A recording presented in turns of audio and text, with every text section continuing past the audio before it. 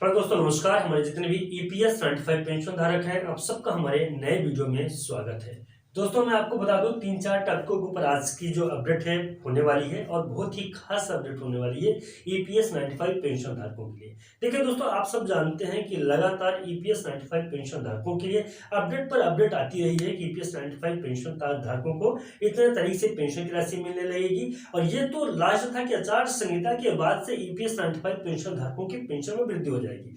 अब कुल मिला के पेंशन पूरी तरीके से कहीं न कहीं जो तो भरोसा करने लगे कि आचार संहिता से पहले पहले जो उनकी उदासी है, जो उनको समस्याएं आ रही हैं बिना पेंशन बिना पैसे के, वो कहीं न कहीं मिटने वाली है। लेकिन समस्या ये आई कि आचार संहिता लागू होने वाला है, लेकिन अभी तक ईपीएस 95 पेंशन धारकों की पेंशन में वृद्धि नहीं हो सकी। इसीलिए कुछ अपडेट सामने निकल के हैं, जिससे ऐसा मालूम फिर से हो रहा है कि ईपीएस 95 पेंशन धारकों के ऊपर ईपीएफओ उदार हुआ है। ईपीएस 95 पेंशन धारकों को पेंशन की राशि बहुत जल्दी मुहैया कराने वाला है। सबसे बड़ा योगदान अगर बात करें तो राष्ट्रीय संघर्ष समिति की टीम की है। जो राष्ट्रीय संघर्ष समिति की टीम ने तमिलनाडु में एक बहुत बड़ा विशाल ईपीएफओ कार्यालय के सामने आंदोलन किया।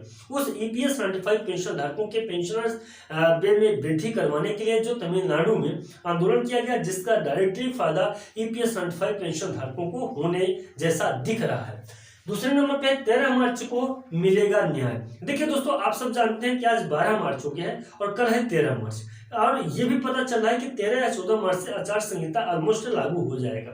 तो यहाँ पे सब कोशिश में ये लगे हैं कि 13 मार्च तक जो भी रिजल्ट है, जो भी अपडेट है, निकल के आ जाए। ऐसा नहीं है कि इनको आश्वासन नहीं किया जा रहा है, आश्वासन नहीं दिया रहा है, लेकिन पेंशनर्स का कहना यह है कि सिर्फ और सिर्फ आश्वासन से हमारा पेट नहीं भरने वाला है, हमें न्याय चाहिए। न्याय का मतलब है कि हमें ईपीएस 95 पेंशन धारकों को बढ़ी हुई पेंशन की राशि चाहिए, बल्कि न्याय नहीं, पेंशन की राशि चाहिए, और जल्द से जल्द ठोस आश्वासन दे और इस मामले में जो तो ईपीएस 95 पेंशन धारकों के मामले में संज्ञान ले सरकार, ये उनका कहना है। अब यहाँ पे आप देखिए, महाराष्ट्र, तमिलनाडु और बंगाल, 3 जगहों में जिस प्रकार से आंदोलन अभी रिसेंटली राष्ट्रीय संघर्ष समिति की टीम और साथ ही साथ में अगर बात करें तो ईपीएस 95 पेंशन धारकों के द्वारा किया गया है, उससे सरकार को भी झुकना पड़ा है। सरकार ने ईपीएस 95 पेंशन धारकों के पेंशन वृद्धि को लेकर पूरे मामले को संज्ञान में लिया है। ईपीएस 95 पेंशन धारकों की पेंशन वृद्धि को लेकर क्या क्या रास्ते हो सकते हैं, किस प्रकार से पेंशनर्स को पेंशन की राशि मुहैया कराई जा सकती है, ये जो तो इस पे जो तो चर्चाएं शुरू हो चुकी हैं।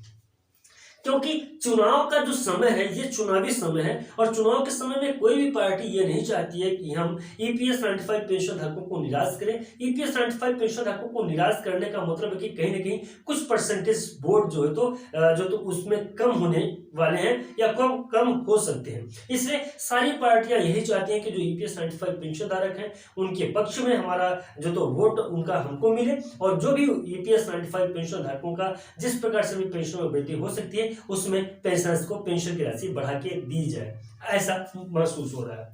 माननीय प्रधानमंत्री जी को एक राष्ट्रीय संघर्ष समिति की तरफ से पत्र लिखा गया है, 3 पेजों का वो पत्र है, जिस पत्र में ईपीएस 95 पेंशन धारकों की पेंशन वृद्धि को लेकर उसमें चर्चाएं हुई है। हालांकि उस पत्र को मैंने ऑलरेडी अपने व्हाट्सएप ग्रुप के माध्यम से आप लोगों तक पहुंचा दिया है, आप लोगों ने देख भी लिया होगा। लेकिन ईपीएस 95 पेंशन धारकों की सारी समस्याओं को और किस प्रकार से उसमें निदान हो सकता है, सारी की सारी बातों को उस पत्र में लिखा गया है ऑलरेडी पहले से ही। उस पत्र को माननीय प्रधानमंत्री जी तक पहुंचाया जा रहा है। तो उम्मीद यह लगाई जा रही है कि माननीय प्रधानमंत्री जी अगर उस पत्र को देखते हैं तो कहीं ना कहीं ईपीएस 95 पेंशन धारकों की पेंशन वृद्धि को लेकर जरूर से जरूर कोई ना कोई हल निकालेंगे। लेकिन समस्या यह है कि इस समय सभी पार्टियों के सभी बड़े नेता लोग सब जो तो अपने चुनावी दौरे में, चुनाव नजदीक है तो चुनाव के काम से व्यस्त नजर आ रहे हैं। इसलिए हो सकता है कि कहीं ना कहीं ईपीएस 95 पेंशन धारकों का यह मुद्दा भी यही चुनावी माहौल में दब के रह न जाए।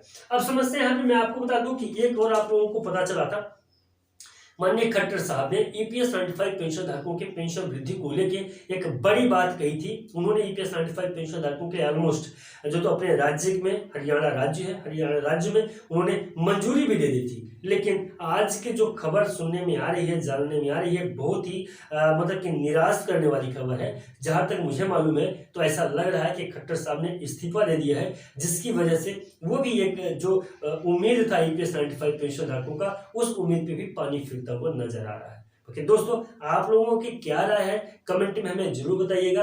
और ईपीएस 95 पेंशन धारकों को न्याय मिले, इस उद्देश्य से इस वीडियो को सभी लोगों तक पहुंचाइएगा, ताकि जितने भी हमारे पेंशनर्स भाई बंधु हैं सब तक सही जानकारी मिल जाए। बाकी यूट्यूब चैनल पे आप जाएंगे तो आपको लाखों इस प्रकार की वीडियोज आपको देखने को मिल जाएगी, लेकिन सही जानकारी अब तक नहीं मिल पा रही है। इस वीडियो को सभी लोगों तक पहुंचाएं, ताकि सही जानकारी, रियल ग्राउंड की जानकारी, ईपीएस 95 पेंशन धारकों के लिए क्या किया जा रहा है वो जानकारी आप तक मिल जाए। बाकी दोस्तों मिलते हैं नए वीडियो में और नए अपडेट में, तब तक के लिए नमस्कार, जय हिंद, जय भारत।